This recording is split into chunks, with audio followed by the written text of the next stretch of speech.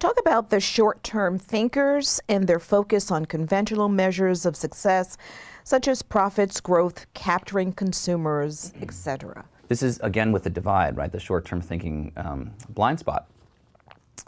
Profits, of course, in and of themselves are great. But too often, in what we've noticed in the modern economy, is there's a drive towards short-term interests, instant gratification, overnight success. What we saw was, if you get too fixated on your quarterly goals, your quarterly returns, you're not looking towards the long-term interests of the company, and those two things can divide. With the long-term interests of the company, sometimes that may mean we're going to make a play that is a year out, 5 years out, or 10 years out, and it won't play out the way our investors or our shareholders, maybe even our consumers, would like in a quarter-by-quarter process. But I think there's been, even since we published this book last March, a real look in the mirror in the business world about where short-term interests are driving us. We published this book in March 2018.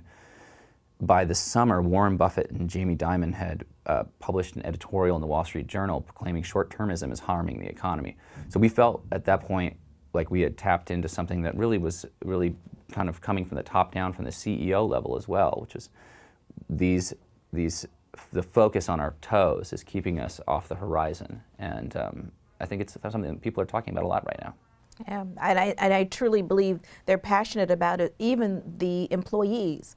I think you talked about it a little bit, and I've been hearing a lot about people looking for companies that have a soul, yeah, a heart, Yeah, you see this, there's a couple of companies I can think of right now, but you see this year after year with larger brands where the company will do something that doesn't stay true to its values, and the employees themselves will rise up, hold votes or go to the press and talk about how the behavior of the company doesn't represent what they believe. Google's the most recent example I was thinking of with sexual harassment lawsuits, or with paying off people who've been accused of sexual harassment. And I think it's harder now than ever for brands to behave differently than the beliefs they proclaim, because even the employees and consumers, with the amount of transparency out there, are able to speak up.